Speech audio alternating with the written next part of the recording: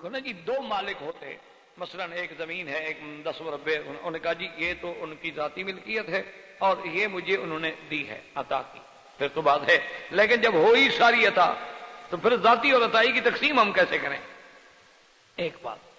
دوسری بات جو ہے وہ یاد رکھیں کہ بھی اس قسم کی تعبیر، جہاں تک لفظ ہے کل کا کہ تبیانا لکل شیء، تو یاد رکھو یہ دھوکہ دینے والی بات ہے، ورنہ کل اور کل شے کا معنی ہمیشہ جمیع عموم استغراق نہیں ہوتا، کبھی کبھی اکثر ہوتا ہے، کبھی بعض ہوتا ہے، کبھی کل ہوتا ہے، لیکن لفظ یہی بولا جاتا ہے۔ مثلا اب دیکھیں قرآن سے مسئلہ پوچھتے ہیں، حضرت ابراہیم الخلیل نے عرض کیا کہ رب ارنی کیف تحیی الموتى قال اولم تؤمن قال بلی ولکن لیطمئن قلبی، اللہ مجھے بتلائیں، مجھے دکھائیں کہ آپ مردوں کو زندہ کیسے کرتے ہیں۔ اللہ نے فرمایا ابراہیم تمہیں ایمان نہیں، تمہیں یقین نہیں کہ میں مردوں کو زندہ کرنے والا ہوں؟ نے کہا اللہ میرا ایمان ہے، لیکن ایک ہے میں مانتا ہوں کہ آپ مردوں کو زندہ کرنے والے ہیں، ایک میں مشاہدتاً دیکھ لوں۔ ساری زندگی ہم کہتے تھے جی طرف قبلے کے، یعنی نماز پڑھتے تھے، اچھا جی ہمارا منہ کدھر ہے؟ قبلے کی طرف، قبلے کی طرف، لیکن اب جو قبلہ دیکھ لیا ہے تو دیکھنے والا، مشاہدے کرنے والا جو ہے، معاینہ الگ ہے، یہ صرف معلوم ہونا الگ ہے۔ اللہ میاں میں ذرا دیکھنا چاہتا ہوں کہ اپنی آنکھوں سے مشاہدہ کر۔ اللہ بولا ٹھیک ہے، دکھا دیتے۔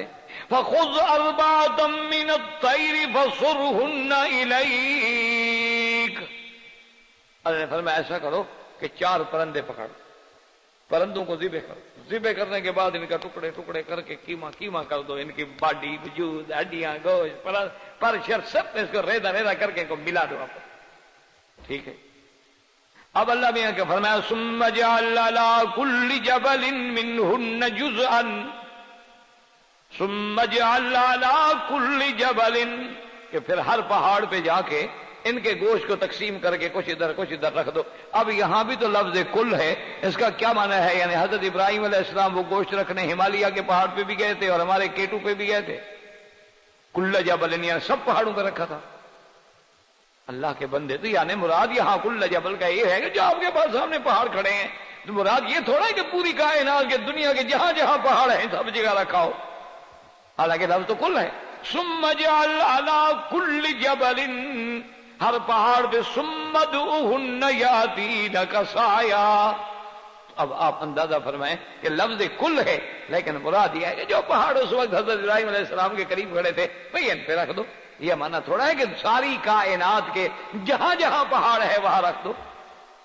اب دیکھو اگر اسی کو ہم لے لیں کہ تبیان کل شیء، تو اب اللہ کا قرآن کہتا ہے کہ ہدہد نے آ کے رپورٹ دی سیدنا سلیمان علیہ السلام کو کہ میں نے ملکہ دیکھی ہے اور میں نے اس کا ملک دیکھا ہے، ان کے لوگ دیکھے ہیں، اس کی رعایا دیکھی ہے، اور وَأُوتِيَتْ مِن كُلِّ شَيْءٍ وَأُوتِيَتْ مِن كُلِّ شَيْءٍ وَلَهَا عَرْشٌ عَظِيمٌ، کہ سلیمان علیہ السلام اس کے بعد کل شیء، ہر شے ہے۔ تو اب ہر شے سے کیا مراد ہے کہ یعنی ملکہ بلقیس کے پاس اس وقت کنکورڈ طیارے بھی تھے اور ہوائی جہاز بھی تھے، یہ 747 جمبو بھی تھے، یہ جنگی جہاز اور میزائل، یہ سب کچھ اس کے پاس تھا۔ تو پھر کل شے کا کیا معنی ہوا؟ اگر کل شے سے مراد یہ لی جائے پھر تو اس کا معنی یہ ہے کہ ہر چیز اس کے پاس۔ تو معنی یہ ہے کہ جو بادشاہ کو، جو ایک ملکہ کو اس وقت اس زمانے میں ضروریات ہیں وہ ہر چیز اس کے پاس ہے، تو اس کو کل شے کہہ دیا جاتا ہے۔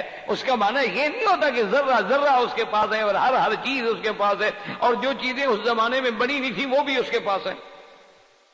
معنی یہ محاورہ ہوتا ہے، محاورتاً، جیسے آپ کہتے ہیں نا جی ماشاءاللہ کمال کی بات ہے جی، انہوں نے تو، میں نے حضرت جو بھی مانگا نا مجھے، بس جو مانگا حضرت مجھے سب دے دیا۔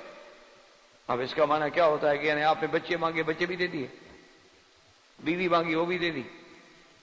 ایک محاورہ ہوتا ہے کہ جو میری حاجت تھی میں نے ان کے سامنے پیش کی اور میں نے جو سوال کیا انہوں نے میرا سوال پورا کر دیا۔ تو کبھی لفظ کل ہوتا ہے، مضاف بھی شے کی طرف ہوتا ہے، لیکن جیسے فرمایا یجبا الیہ ثمرات کل شیء، کہ ہم اپنے حرم میں دعائے خلیل کی برکت سے تمام دنیا کے پھل کھینچ کے لے آتے ہیں۔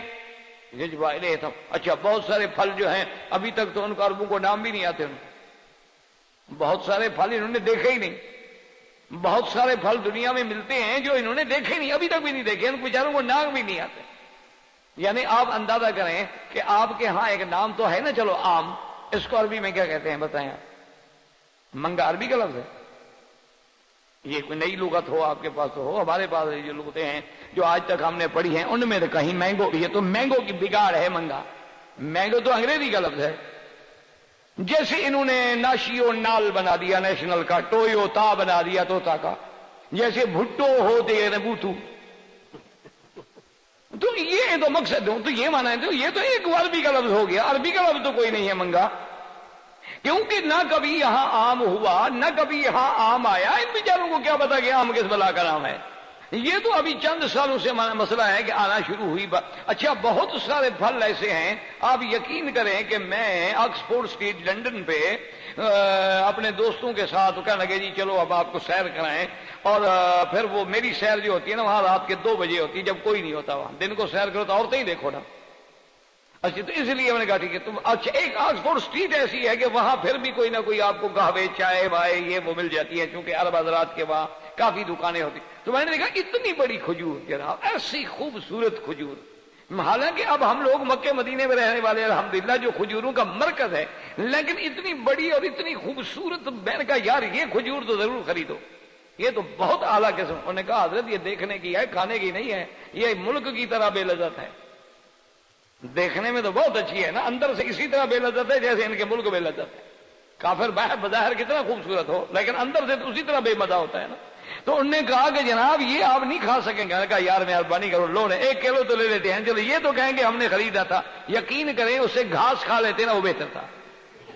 میں نے کہا یہ کیا ہے؟ انہوں نے کہا بس یہ اسی طرح ہے، انہوں نے کچھ قلم شلم کر کے تو اس کے جین شین بدل کے کھجور کو لمبا تو کر لیا لیکن اس کے اندر ہے تو کچھ نہیں نا۔ یہ جیسے ابھی جین کے بچے پیدا کریں گے وہ تو ہو جائے گا، کوئی نہ کوئی الو کا پٹھا نکل آئے گا، لیکن سوال یہ تو نہیں ہوتا کہ وہ احسن تقویم ہوگا، وہ احسن تقویم تو کبھی نہیں ہو سکتا نا، سوال ہی پیدا نہیں ہوتا۔ آج پوری دنیا کا ڈاکٹر کہتا ہے نا کہ ماں اپنا دودھ پلائے، کیوں تمہارے ڈبے ختم ہو گئے؟ یہی بات تو اسلام پہلے کہتا تھا کہ والوالدات یرضعن اولادہن، اللہ کا قرآن ہے نا، 1400 سال پہلے محمد عربی فرما رہے ہیں صلی اللہ علیہ وسلم کہ والوالدات یرضعن اولادہن، والدات جو ہیں مائیں جو ہیں دودھ پلائیں اپنی اولادوں۔ تو اسی لیے اکبر الہ آبادی بھی رو پڑا تھا کہ اس نے کہا تھا نا کیسے اولاد سے بو آئے ماں باپ کے اتوار کی، دودھ ڈبے کا ہے تعلیم ہے سرکار کی، دودھ ڈبے کا پی کے جوان ہوا ہے، اور جیسے کسی نے کہا تھا نا کہ دیگوں کے سائے میں ہم پل کر جمع ہوئے ہیں، تیگوں نہیں، وہ تو مسلمان تیگوں کے سائے میں پلتے تھے نا، ہم دیگوں کے سائے میں پل کر جمع ہوئے ہیں، چمچہ ہے دیگ والا قومی نشاں ہمارا، جہاں چاول ملے وہاں چلے جاؤ۔ تو یہ جو ہے نا جی میرے عزیز، تو اب جناب سمجھیں کہ یجبا الیہ ثمرات کل شیء واوتیت من کل شیء، تو اس کا معنی کیا ہے کہ نعوذ باللہ ہر چیز اس کے پاس تھی، ثم اجعل علی کل جبل، تو ہر پہاڑ پہ حضرت ابراہیم علیہ السلام رکھیں گے۔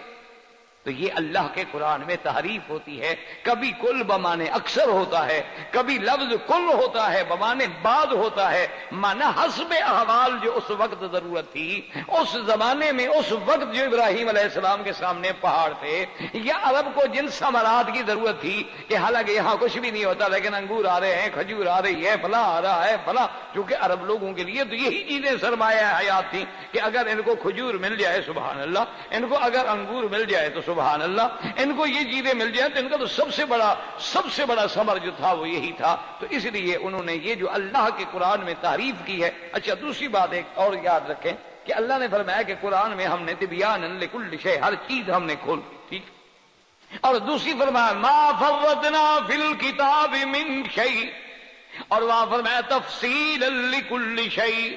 اچھا خدا کی شان یہ ہے کہ یہ تینوں صورتیں مکی ہیں، جن میں یہ آیات مبارک، ایک سورت نحل ہے، ایک سورت یوسف ہے، سب صورتیں مکی صورتیں ہیں جو ہجرت سے پہلے نازل ہوئی۔ اچھا اس میں جب اللہ نے نبی کو کل شے کا علم دے دیا، ذرے ذرے کا علم دے دیا، تو باقی قرآن اترنے کی تو ضرورت ہی نہیں تھی نا۔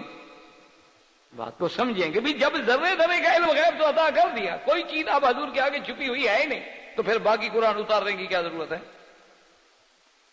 اچھا اگر قرآن میں ہر چیز ہے تو یار پھر ہماری جان تو چھڑواؤ. جو منکرین حدیث ہمارے گلے میں پڑے ہوئے ہیں وہ کہتے ہیں کہ جناب فجر کی 2 رکعتیں، ظہر کی 4 رکعتیں، عصر کی 4 رکعتیں، مغرب کی 3 رکعتیں، عشاء کی 4 رکعتیں، یہ رکعتیں جو ہیں ان کے عدد تو قرآن میں ہمیں دکھاؤ کہاں لکھے ہوئے ہیں. تو اگر قرآن میں ہر چیز ہے، تبیانا لکل شے ہے، ما فرطنا فی الکتاب من شے ہے، تفصیلا لکل شے کا معنی یہ ہے کہ اللہ نے سارے علوم غیب ذرہ ذرہ عطا کر دیا ہے. تو پھر تو قرآن میں یہ ہونا چاہیے نا کہ فجر کی 2 رکعت ہیں اور ظہر کی 4 رکعت. کون سی آیت میں؟ اچھا یہ کون سی آیت مبارک میں ہے کہ 7.25 تولے سونا ہو تو پھر زکات دینی ہوگی، یا 52.5 تولے چاندی ہو تو پھر زکات دینی ہوگی؟ یہ کہاں لکھا ہوا ہے؟ تفصیلا لکل شے کا کیا معنی؟ اچھا اگر قرآن کی ان آیات کا معنی یہ ہے کہ اللہ نے اپنے پیغمبر کو ذرے ذرے کا علم عطا فرما دیا، ذرے ذرے کا علم دے دیا، عالم غیب بنا دیا، عالم ما کان و ما یکون بنا دیا ہے، تو ایمان سے کہیں پھر حدیث کی کیا ضرورت؟ پھر اجماع صحابہ، اجماع امت کی کیا ضرورت؟ پھر قیاس کی کیا ضرورت؟ پھر تو باقی ساری چیزیں ختم کر دیں. تو معلوم یہ ہوا کہ یہاں یہ مراد نہیں ہوتی، بلکہ اچھا اب وہ کہتے ہیں کہ دیکھو جی کہ اللہ پاک نے فرمایا ہے قرآن پاک میں کہ ما کان اللہ لیطلعکم علی الغیب، اللہ کسی کو غیب پہ مطلع نہیں کرتے مگر جس رسول کو چاہتے ہیں اس کو غیب پہ مطلع کر دیتے.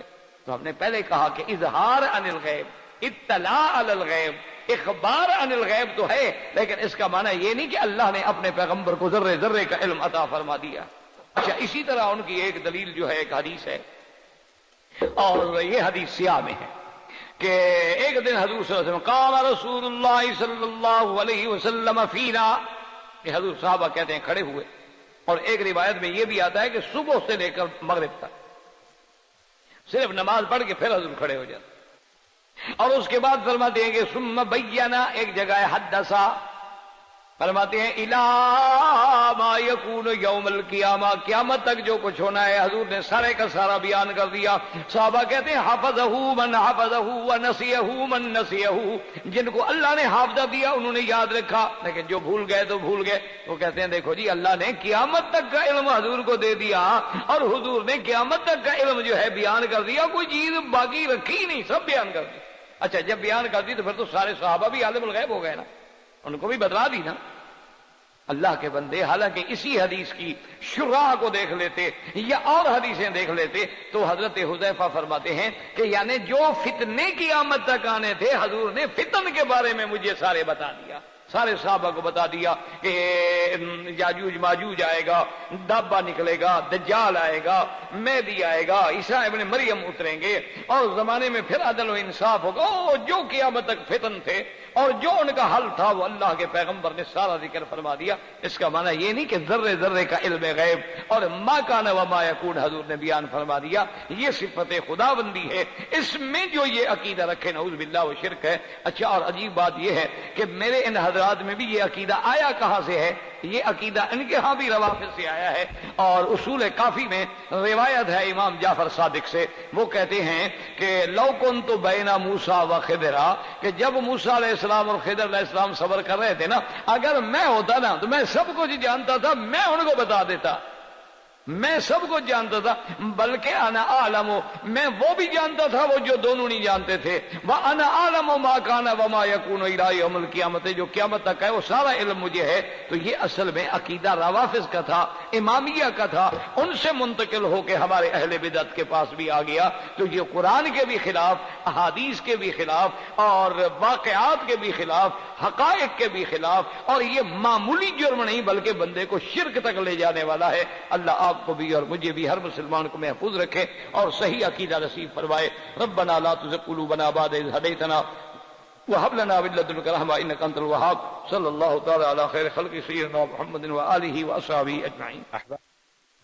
برادران اسلام، واجب الاحترام بزرگوں، دوستوں، بھائیوں، عزیز نوجوانوں، الحمدللہ آپ کے مستشفیٰ کی اس مسجد میں اور ڈاکٹر فورم میں جو دروس عقائد مسلم کے بارے میں عرض کر رہا ہوں، ان کے ضمن میں تقریباً مسئلہ علم غیب کی بحث اپنے کم علمی کے مطابق مختصر انداز میں ختم ہوئی. اور آج ہم جس مسئلے پر انشاءاللہ درس کا آغاز کر رہے ہیں اس کو کہتے ہیں حاضر ناظر.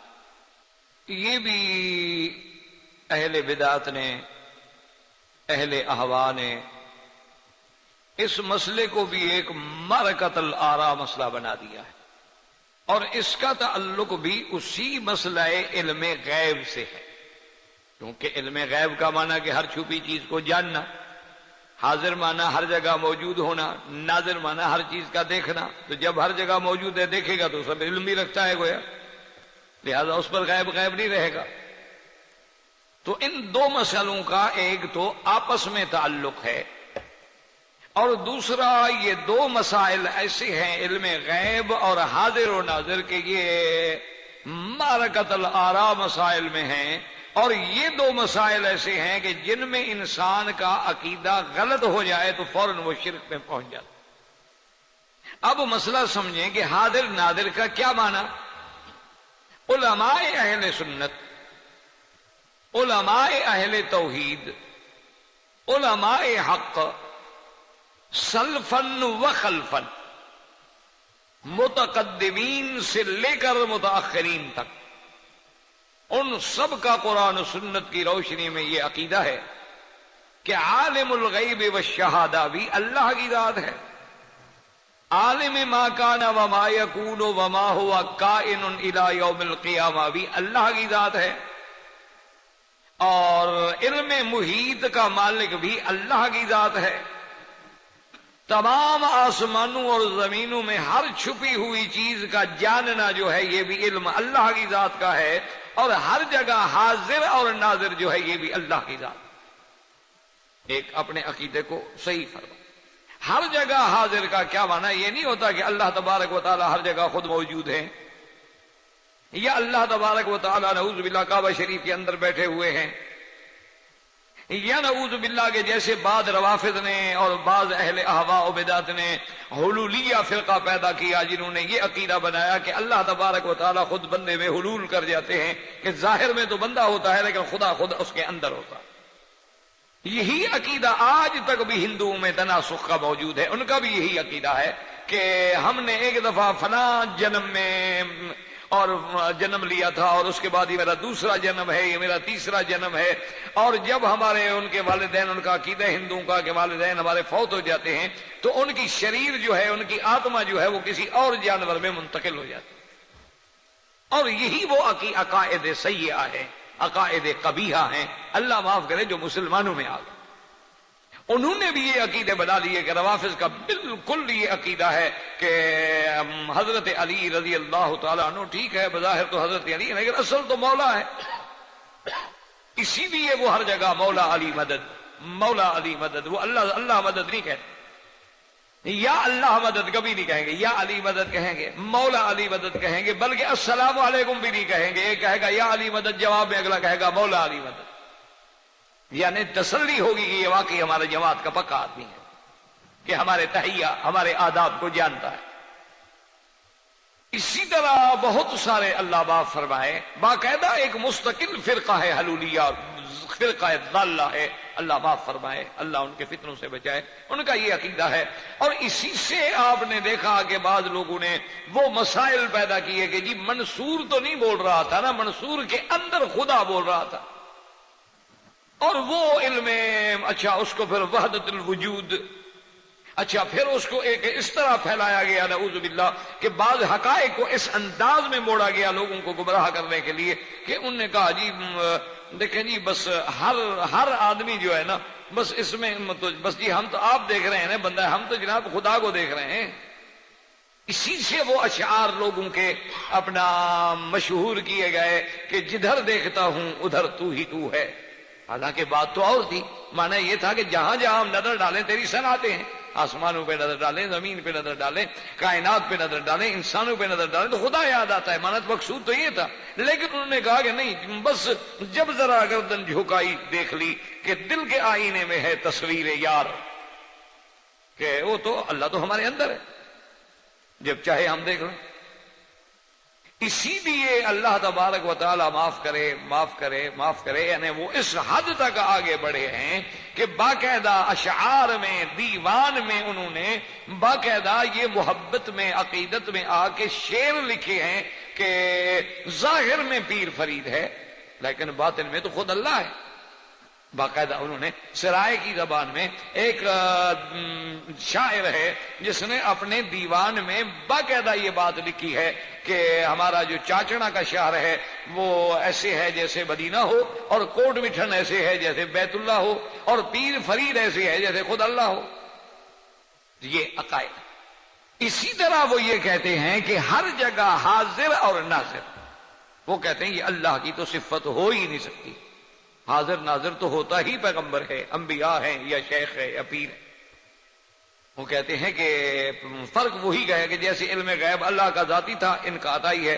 وہ کہتے ہیں کہ یہ بات بھی ان کو اللہ نے دے دی ہے، اب ان کو اللہ نے یہ قوتیں عطا کر دی ہیں کہ ہر جگہ ہر مقام پہ ہمارا شیخ جو ہوتا ہے، ہمارا پیر جو ہوتا ہے، ہمارا مرشد جو ہوتا ہے وہ حاضر ہے اور ناظر ہے، اور حضور صلی اللہ علیہ وسلم کی ذات بھی ہر جگہ حاضر اور ناظر ہے، موجود بھی ہے، دیکھنے والی بھی ہے۔ اسی وجہ سے یہ سارا کھڑے ہو کے صلاۃ والسلام پڑھتے ہیں کہ حضور موجود ہے۔ اصل عقیدہ وہی ہے، وہ حاضر ناظر والا۔ یعنی آپ حیران ہوں گے کہ ایسی ایسی عجیب باتیں لکھی ہیں نعوذ باللہ کہ آدمی کو کہتے ہوئے بھی شرم آتی ہے، مجھے تو یعنی نقل کرتے ہوئے شرم آتی ہے۔ اللہ جانے انہوں نے لکھ کیسے دی ہیں، کتابوں میں لکھ دی ہے، ملفوظات حصہ دوم، اور وہ کسی چھوٹے آدمی کی لکھی ہوئی بات بھی نہیں، اعلیٰ حضرت کی ہے، اعلیٰ حضرت کے ہی ملفوظات ہے، اعلیٰ حضرت کے ملفوظات ہیں۔ ملفوظات کا حصہ دوم صفحہ 49، اس پہ انہوں نے ایک واقعہ لکھا ہے۔ وہ کہتے ہیں کہ سیدی احمد سلجماسی ایک بزرگ گزرے، ان کا نام تھا سید احمد سلجماس، ان کے علاقے کا نام تھا تو وہ سلجماسی کہلاتے تھے۔ وہ کہتے ہیں کہ ان کی 2 بیویاں تھیں اور وہ مرید تھے حضرت عبدالعزیز دباغ کے۔ وہ اللہ والے لوگ تھے، لیکن اب بات سنیں، اندازہ کریں عقیدے کو بگاڑنے میں۔ آپ دیکھیں کہ اتنا بڑا اللہ باپ فرمائے۔ وہ کہتے ہیں کہ ان کی جو مریدی تھی، عقیدت تھی، وہ حضرت سیدی عبدالعزیز دباغ سے تھی، اور جب ایک دن سیدی احمد سلجماسی اپنے شیخ کی خدمت میں حاضر ہوئے تو شیخ نے ناراضگی کا اظہار فرمایا اور فرمایا کہ بھائی تم احمد، تمہاری 2 بیویاں ہیں اور ایک بیوی کی موجودگی میں اس کے جاگتے ہوئے تم دوسری بیوی کے ساتھ کیسے لیٹ گئے؟ تو اس نے کہا حضرت کہ میری جو بیوی ہے وہ سو گئی، اس کو نیند تھی، تو وہ چونکہ سو گئی تھی اس لیے میں دوسری بیوی کے ساتھ لیٹ گیا۔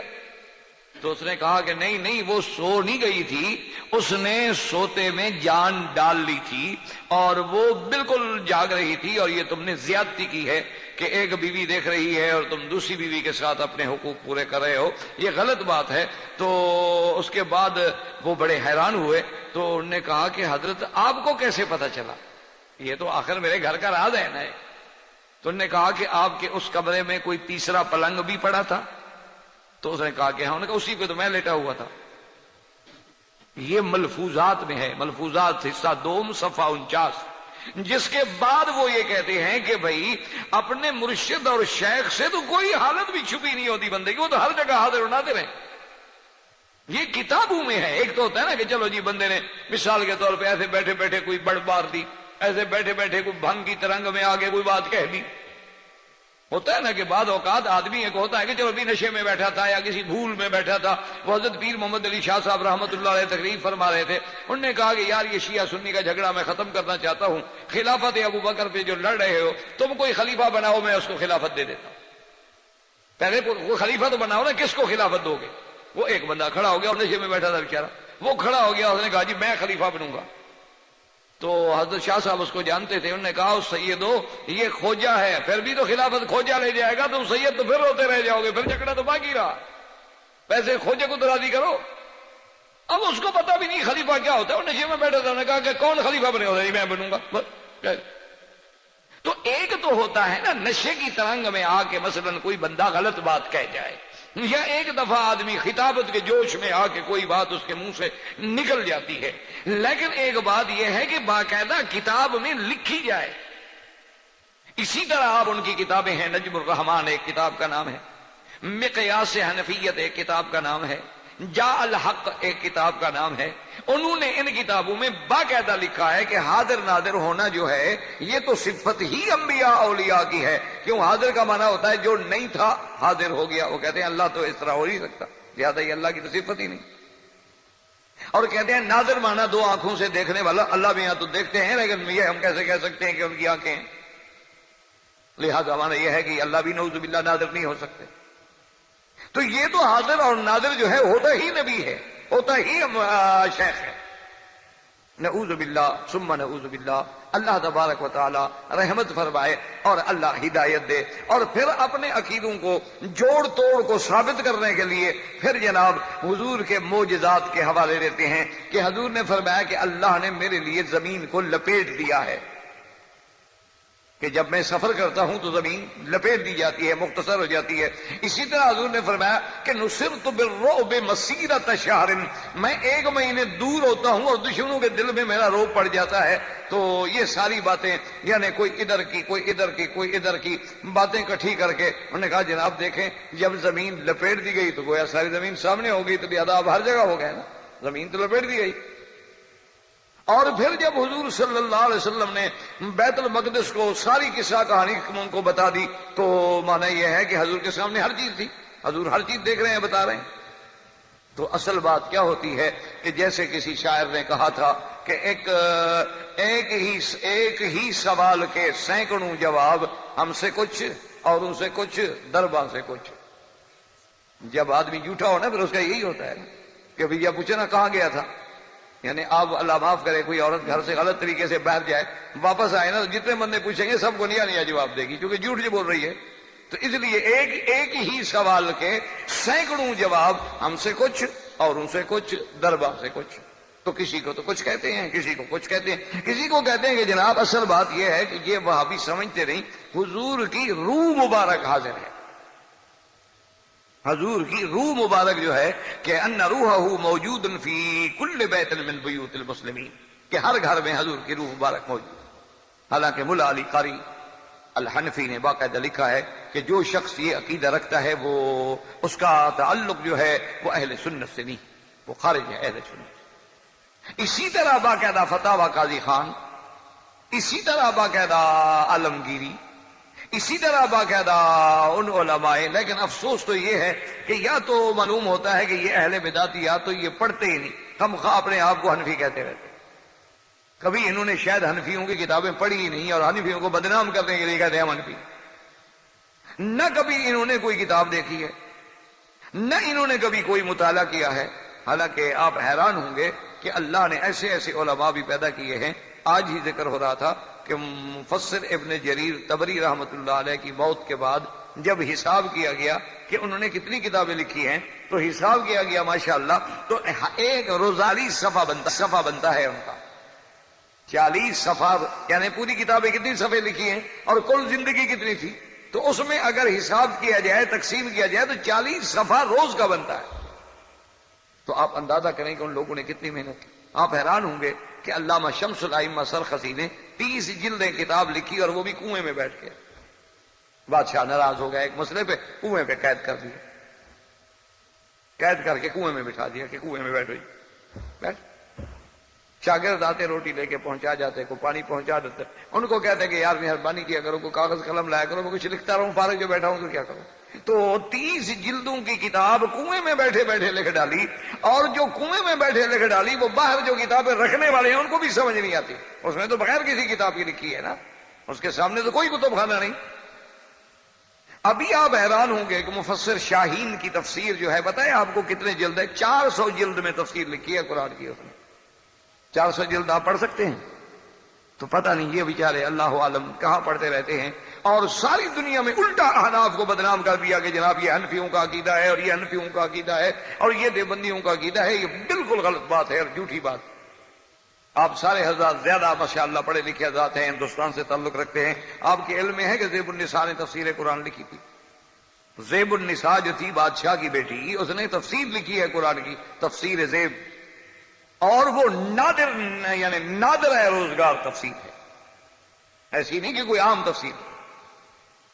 اور وہ اپنے علم میں اور اپنے مطالعے میں اس قدر کھوئی رہتی تھی کہ باپ کو بھی ملنا ہو تو 8-8 دن باپ کو وقت مانگنے میں گزر جاتے تھے کہ وہ اس نے صرف یہ لکھا ہے کہ مجھے بادشاہ کی بیٹی ہونے کا ایک فائدہ ہوا کہ جو کتاب مانگی اللہ نے وہ دے دی، جو میں نے فرمائش کرنی تھی، میری فرمائش تو کتابیں ہوتی تھی، اور چونکہ باپ بادشاہ تھا لہذا وہ کتاب میں مجھے فوراً پہنچ جاتی تھی، تو بس مجھے ایک خوشی ہے باپ بادشاہ ہونے کی، اور تو مجھے کوئی فائدہ نہیں ہوا باپ کے بادشاہ ہونے سے۔ تو یہ وہ لوگ ہیں میرے عزیز کے جنہوں نے زندگیاں اور علم کے اندر کھپا ڈالی ہیں، اور ساری زندگی جنہوں نے کتابوں میں محنت کی ہے، اور بڑے بڑے آپ فتاوی قاضی خان دیکھیں، عالمگیری دیکھیں، آپ در مختار دیکھیں، آپ رد المختار دیکھیں، آپ ساری کتابیں دیکھیں، ان میں متفق علماء احناف علماء دیوبند کا یہ متفق فتویٰ ہے کہ ایک آدمی اگر کسی عورت سے شادی کرے اور وہ کہے کہ من خدا و رسول گواہ میں کردم، کہ میں اللہ کے رسول کو گواہ کر کے تمہارے ساتھ نکاح کرتا ہوں، تو انہوں نے کہا یکفر، وہ کافر ہو جاتا ہے کہ اس نے جیسے اللہ کو ہر جگہ حاضر ناظر سمجھا، حضور کو بھی ہر جگہ حاضر ناظر سمجھا کہ حضور موجود ہیں اور گواہ ہیں میرے نکاح کے۔ تو اسی لیے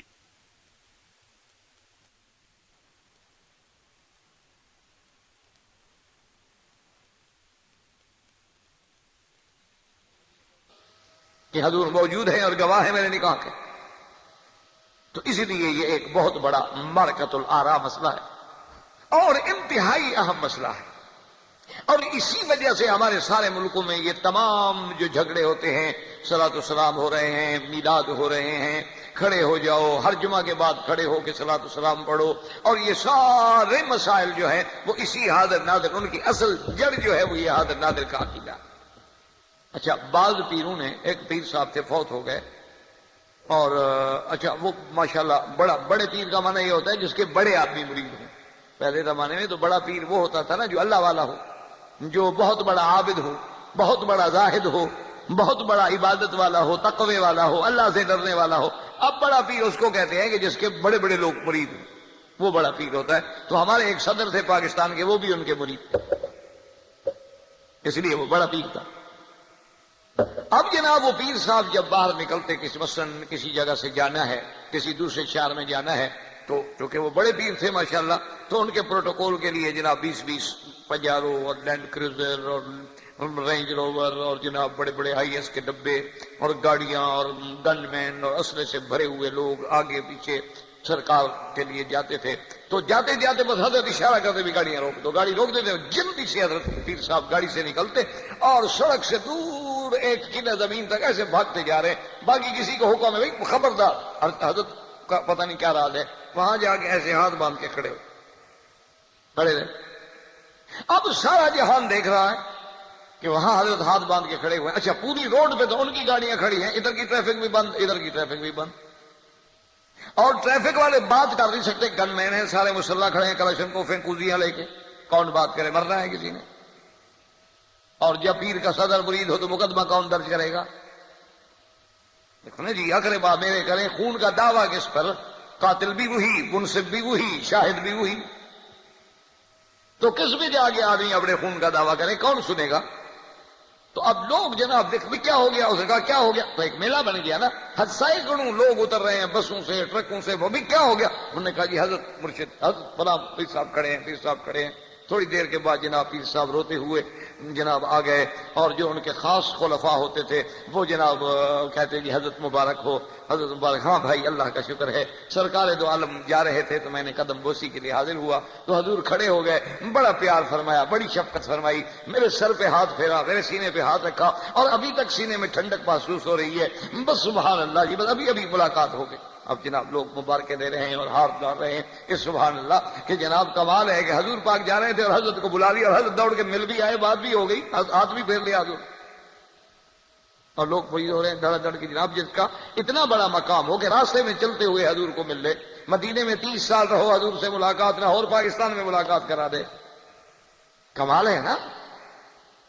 ہمارے اپنے ضلع میں ایک پیر صاحب تھے، وہ کہتے تھے کہ جی میرے سامنے آپ بیٹھ جائیں، تو وہ یوں کرتے تھے کہ آنکھوں پہ ہاتھ رکھتے، وہ کہتے تھے کہ بس 5 منٹ میں میں ایک کلام پڑھوں گا، آپ کی آنکھوں سے نور نکلے گا، اور اس کے بعد فوراً میں آپ کو حضور کی زیارت کرا دوں گا۔ اچھا مجھے بھی بڑا شوق ہوا یار اتنا پہنچا ہوا بزرگ ہے بھئی 5 منٹ میں آدمی کے بس صرف آنکھوں میں ایسے ہاتھ رکھو اسی وقت نور پیدا ہو اسی وقت حضور کی زیارت ہو جائے. ہم تو ساری زندگی طالب علم میں پڑھتے پڑھتے مر گئے ہمیں تو مجھے بھی بڑا شوق ہوا. میں نے کہا کہ جی اس پیر صاحب کی خدمت میں ہم جاتے ہیں. ہم نے جناب معلومات کی ہے تو انہوں نے کہا کہ جی وہ فلاں جگہ ہے اپنا ایک جگہ تھی بہادر پور اور نہیں شاید بہادر پور اور رحیم یار خان کے درمیان میں اور اس کا ایک بہت بڑا سڑک پہ جناب بورڈ لگا تھا آخری آرام گاہ. انہوں نے ایک بورڈ لگایا ہوا تھا کہ اس نے حضرت نے وہی مرنا تھا نا تو آخری آرام گاہ ہے نا حضرت کی. تو وہاں جناب اتفاق سے میں نے کہا بھی جائیں. مجھے لوگوں نے کہا کہ مکی صاحب آپ نہ جائیں پتہ نہیں کون ہے کیا ہے. میں نے کہا یار کوئی ہو کیا ہے اگر واقعی وہ کوئی اتنا بڑا شیخ ہے تو ہمیں زیارت کر کے ثواب ہوگا اور اگر ایسی بات نہیں ہے تو چلو کم از کم تسلی ہوگی. بس یعنی وہ جو ہمارے یہاں ضدی عادت ہوتی ہے نا بیوقوف بلوچوں کی وہ اپنی ضد. میں جناب وہاں چلا گیا. اب وہاں جاؤں تو جناب سب سے پہلے تو حضرت کے خلفاء مجھے ملے ماشاءاللہ. کسی کے گلے میں زنجیریں ہیں کسی کے ہاتھ میں گھنگرو ہیں اور جناب وہ کھنڈ کھنڈ بجا رہے ہیں اور کچھ بیٹھے بھنگ رگڑ رہے ہیں. پہلے تو حضرت کے خلفاء کی زیارت ہوئی نا کہ یہ پہنچے ہوئے لوگ جو ہیں حضور کے ہوئے. اب میں نے دل میں سوچا کہ ابھی اچھا تو ہے سمجھ تو لے لیا جس کے صحابی ایسے ہیں تو حضرت کیسے ہوں گے. وہ حضرت ضیاء القاسمی ان کی قبر پہ رحمت فرمائے وہ فوت ہو گئے. خطیب آدمی بھی تھے اور بڑے مزاح بھی کرتے تھے. وہ جب یہاں حرم میں قبضہ کیا اور ایک جھوٹا مہدی بن گیا تو وہاں وہ تازہ عمرہ کر کے گئے تھے اور جلسے میں تقریر کر رہے تھے تو ان کے ساتھ حاجی خلیل ہوتے تھے فیصل آباد کے. بہت ہی اچھا اور بہت ہی اچھا ہنسمکھ آدمی تھا اور بڑا عجیب آدمی تھا یعنی وہ بھی. تو وہ بھی ساتھ بیٹھا ہوا تھا تو کسی نے چٹ بھیجا کہ حضرت چونکہ آپ عمرے پہ تھے وہاں جو نبی مہدی پیدا ہوا اس کی آپ نے زیارت کی ہے. تو قاضی صاحب نے فرمایا یہ اس کا صحابی بیٹھے ہوئے اس کو دیکھیے اس کا اندازہ کر لو. یہ حضرت بھی ان کے صحابی ہیں ان کو دیکھ لو تو وہ سمجھ آ جائے گا. جیسے کوئی آدمی مرزا بشیر کو دیکھ لے نور الدین کو دیکھ لے مرزا طاہر کو دیکھ لے تو غلام محمد قادیانی کو خود سمجھ لے کہ وہ کیا ہوگا. مہدی آگے دنیا میں امن کرے گا یہ تو نہیں کہ اللہ کا کعبہ بند کر دے گا. بہرحال انا للہ و انا الیہ راجعون. وہ ایک حادثے ہیں. اللہ تمام حوادث سے حرمین شریفین کو قیامت رکھے تمام فتنوں سے محفوظ رکھے اور حاسدوں کے حسد سے محفوظ رکھے.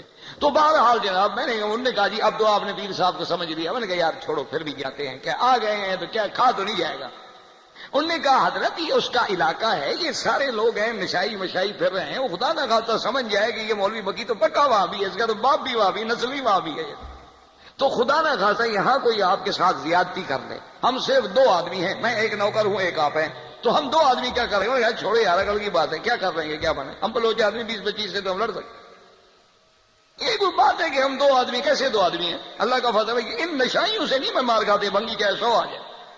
خیر جی ہم چلے گئے پیر صاحب کو بلایا اندر اطلاع بھیجی اس نے بلا لیا اور ہو کے ملا بڑا استقبال کیا اور داڑھی منڈی ہوئی اور اتنے تک مونچھیں اور اتنے بڑے بڑے بال شکل دیکھ کے جناب میں نے کہا نور کیا روشن ہوگا. پہلے اگر نور کالا ہے تو پھر تو یہی ہے. میں نے کہا بھی اگر نور کا رنگ ہوتا ہے سیاہ کیونکہ ہم نے تو نور دیکھا نہیں ابھی ہم نوری تو ہے نہیں ہم تو خاکی لوگ ہیں. ہم تو نہ نوری نہ نور والے نہ نوری پارٹی کے بندے ہم تو خاکی لوگ ہیں. میں نے کہا کہ بھی وہ ایک نشائی کہتے ہیں نا جی اس کو خیال آ گیا رمضان کا مہینہ تھا روز بیوی کہے بھی شرم کر روزہ رکھ لے تہجد پڑھ لے. ایک دن اس کو بھی شوق ہو گیا کہنے لگا چلو آج تہجد پڑھ لیتے ہیں. لیکن بات یہ ہے کہ سردی بہت زیادہ ہے وضو کون کرے تیمم کر کے پڑھ لیتا ہوں تہجد بھی پڑھ لیتا ہوں تیمم کر کے فجر کی نماز بھی پڑھ لوں گا اور روزہ بھی رکھ لوں گا. تو تیمم کیا اس کے بعد تہجد پڑھی پھر اذان ہو گئی تو فجر کی نماز پڑھی. اب جو روشنی ہوئی تو بیوی نے دیکھا کہ کیا ہے اس کا تو سارا منہ سیاہ ہو گیا ہے. تو بیوی نے پوچھا کہ اللہ کے بندے یہ تمہارے چہرے پہ کیا ہے. اس نے کہا آج قسمت سے نماز پڑھی ہے نور ہے اور کیا ہے کیا دیکھ رہی ہے. اور اس نے کہا اگر نور ہے کالا پھر تو سارا تیرے منہ پہ ہے اور اگر نور ہے سفید تو معلوم ہوتا ہے تو نے کوئی منہ کالا کیا ہے اپنا. تو اس بیوی نے دیکھا وہ توا پڑا تھا نا روٹی پکانے والا الٹا کر کے اس میں ہاتھ مار کے بدبخت نے تیمم کیا تھا. وہ سارا جو اس نے چہرے پہ لگایا تو سارا توا تو چہرے پہ آ گیا نا. تو وہ ایسا جناب تماشا ہوا. میں نے کہا یار یہ بھی پیر ایسا ہے. خیر جناب میں بیٹھ گیا. انہوں نے کہا جی آپ کیسے آئے. میں نے نام بتایا. اب کیا نام ہے. میں نے کہا جی محمد مکی. مجھے اچھا بڑا نام سنا ہے جی آپ کا آپ میرے پاس کیوں آ گئے. میں نے کہا جی میں نے بھی آپ کا نام سنا تھا. میں نے کہا جا کے کچھ فیض حاصل کروں اور آپ بزرگ ہیں پہنچے ہوئے لوگ ہیں. وہ کہتا ہے نہیں جی میں تو بہرحال بڑا غلط آدمی ہوں آپ غلط مقام پہ آئے ہیں. میں نے کہا جی میں نے سنا ہے کوئی نور شور. میں نے کہا بابا کیا نور شور ہوتا ہے, ہماری روزی کے بہانے ہیں, تم خام خواہ کیوں ہمیں چھیڑتے ہو؟ تو میں نے کہا پیر صاحب چکر کیا؟ انہوں نے کہا یار تم کسی کی آنکھوں پہ 2 منٹ کے دبا کے ہاتھ رکھو, چنگاریاں نکلیں گی, وہی نور ہوتا ہے اور کیا ہوتا ہے. انہوں نے کہا کسی کی آنکھوں پہ تم ہاتھ رکھو, اس میں کون سی پیری ہے؟ میری روزی کا چکر ہے یار, کیوں خام خواہ میرے پیچھے پڑ گئے ہو؟ جاؤ اپنا کام کرو, تم اللہ کی توحید بیان کرو, ہمارے مقدر میں شرک لکھا ہوا ہے, ہم نے برباد ہونا ہے, ہو رہے, اور تم کیا چاہتے ہو؟ میں نے کہا میں یہ چاہتا ہوں کہ اگر واقعی تم یہ سمجھتے ہو کہ غلطی پہ ہو تو راہ راست پہ آ جاؤ. اس نے کہا اس کا حل یہ ہے کہ دعا کرو, اس کا ایک حل ہے کہ دعا کریں, باقی نہ میں پیر ہوں, نہ میرے پاس کوئی نور ہے, نہ میرے پاس کوئی چیز ہے, چند شعبدہ ہیں میرے پاس, بعض علوم ہیں جن کے ذریعے سے میں آپ کو آپ کی کچھ باتیں بتا سکتا ہوں, اور جاہل لوگ جو ہے وہ میرے عقیدے میں پھنس جاتے ہیں جب میں ان کو بتلاتا ہوں ان کی زندگی کے کچھ واقعات, اور وہ یہ ہے کہ میں علم جفر کا اور ہاتھ ریکھا کا, پامسٹ کے علوم کا, ان کا میں بڑے آخری درجے کا پروفیسر ہوں. اگر آپ چاہیں تو آپ کو بھی کچھ بتا دوں. میں نے کہا میں تو اس کو کفر سمجھتا ہوں, زیادہ آپ سے کیا پوچھوں, میرے عقیدے میں تو یہ پوچھنا اور اس پر عقیدہ رکھنا کفر ہے کہ من اتا عرافا او کاہنا فصدقه فقد کفر بما انزل على محمد صلی اللہ. تو اس نے کہا اسی لیے میں نے کہا نا کہ مکی صاحب یہ آپ کا مقام نہیں ہے, آپ اپنا راستہ لیں, ہمیں اپنے راستے پہ رہنے دیں. میں نے کہا نہیں, رہنے والی بات تو غلط ہے, میں تو کوشش کروں گا کہ آپ اپنے اس راستے سے ہٹ جائیں. تو اس نے کہا جی پھر میں کل یہاں سے ڈیرا اٹھا کے چلے جاتا ہوں. انہوں نے کہا چونکہ آپ جو مجھے ٹھیک کرنا چاہتے ہیں, اس علاقے میں سارے بلوچ ہیں, میں جانتا ہوں, آپ کا دماغ خراب ہو گیا اگر تو یہ مجھے ویسے اٹھا دیں گے, تو اس لیے بہتر ہے کہ میں یہاں سے چلا جاؤں. میں نے کہا نہیں حضرت, میں آپ کو اٹھانے نہیں آئے, میرا مقصد یہ تھا کہ آپ صراط مستقیم پہ آئیں. اس نے کہا مکی صاحب جاہل جو بگڑے وہ تو ٹھیک ہو جائے گا, میں تو پڑھا لکھا بگڑ گیا ہوں, میرا ٹھیک ہونا اللہ کے ہاتھ میں ہے, میں بندوں سے نہیں ٹھیک ہوتا. اس نے کہا میں تو پورا درس نظامی کا فارغ ہوں اور میں نے ڈبل ایم اے کیا ہے, میں جتنا پڑھا لکھا آدمی ہوں, میں تو پڑھا لکھا جب گمراہ ہو گیا ہوں تو میری ہدایت اللہ کے سوا کوئی نہیں کر سکتا, میں کوئی جاہل تھوڑا ہوں. تو اس طرح کے عقیدے رکھنے, اللہ معاف کرے, اللہ معاف کرے, اللہ معاف کرے, اللہ پاک ہر مسلمان کے عقیدوں کی حفاظت فرمائے. تو یاد رکھیں کہ یہ بنیادی عقیدے ہیں جن سے انہوں نے لوگوں کو اتنا گمراہ کر دیا ہے کہ حضور آ گئے. اچھا, حضور کی روح مبارک موجود ہے اور ہر جگہ موجود ہے, ہر وقت موجود ہے, ہر گھر میں موجود ہے. اب آپ نے دیکھ لیا کہ علماء احناف کا کتنا بڑا فتویٰ ہے, علماء دیوبند کا کتنا بڑا فتویٰ ہے کہ جو یہ عقیدہ رکھے کہ میرے نکاح کے اللہ اور اللہ کے رسول گواہ ہیں وہ کافر ہو گیا, کہ اس نے حضور کو عالم الغیب بنایا, اس نے حضور کو حاضر ناظر سمجھا. تو اس لیے سب سے پہلے انشاءاللہ اس عقیدے پر ہم اللہ کے قرآن سے اور اس کے بعد احادیث محمد مصطفیٰ صلی اللہ علیہ وسلم سے, اور اس کے بعد انشاءاللہ تبارک و تعالی پھر اللہ کو منظور ہے تو جو اس فرقے کے